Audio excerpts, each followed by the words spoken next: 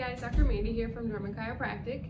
As you saw for the first video, we're going to do milestone videos now. We went kind of through pregnancy and now we're going to start with baby milestones. If you haven't seen the first one, we've already done 0 to 3 months, and now we're going to move on to 4 to 6 months. So like we talked about before, it's okay if your baby hasn't hit these milestones yet. Babies are going to do it on their own time. Some are a little stubborn. Sometimes they skip milestones.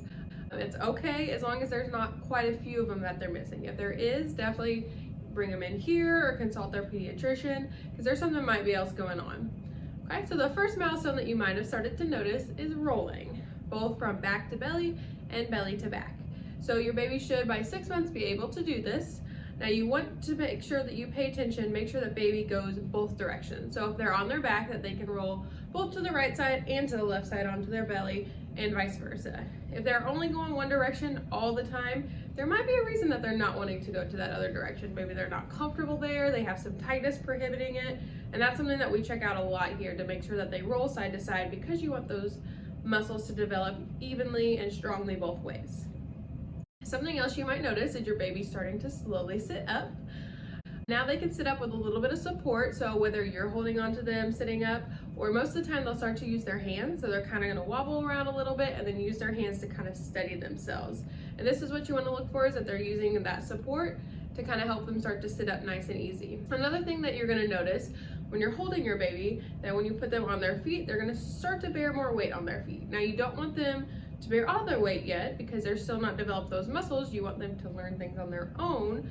However, you do want to make sure that their legs are getting stronger. So holding on to baby, putting them down on their feet and making sure that they're not buckling or they're not going on their tiptoes or anything like that, that they're able to bear all that weight on their feet. Another thing that you'll notice, babies are still supposed to be doing tummy time at this time, but you'll notice that they're starting to reach for toys. So for instance, if they're on their belly and they have a toy out to the right, that they're able to reach for it and bring it in and start playing with it. So you want to make sure, again, the same side to side, that they'll reach with both their right arm and their left arm to grab the toys.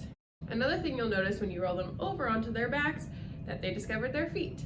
So whether they can grab their feet and just kind of move them around, or if they even grab their feet and stick them in their mouth, that's okay. You want to just make sure that they can grab each foot with both hands at the same time. Another thing that you want to notice, and this is going to be either on their backs or on their belly or sitting, is when they have a toy in the right hand, that they can easily transfer it over to the left hand and vice versa.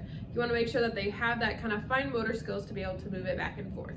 And again, like kind of as we talked about with the feet, you want them to be able to bring both their hands and their objects, whether it's a teething toy, any sort of toy, you want them to be able to bring it into their mouth. And this is also a sign of teething. If they're starting to shove their hands in their mouth, shove all the toys in the mouth, start to drool, these are other signs of teething as well.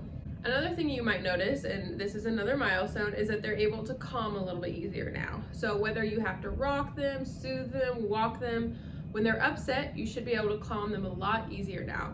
Sometimes people say you're able to recognize the different sounds that baby makes and what that kind of means for them. Another thing that you'll notice is that babies are going to react to certain sounds. So a startling sound is going to still make them startle, and that's good, that they want that kind of startling noise to make sure that their hearing is okay. Another thing you'll notice, and this is in my opinion the cutest thing, is they're starting to babble.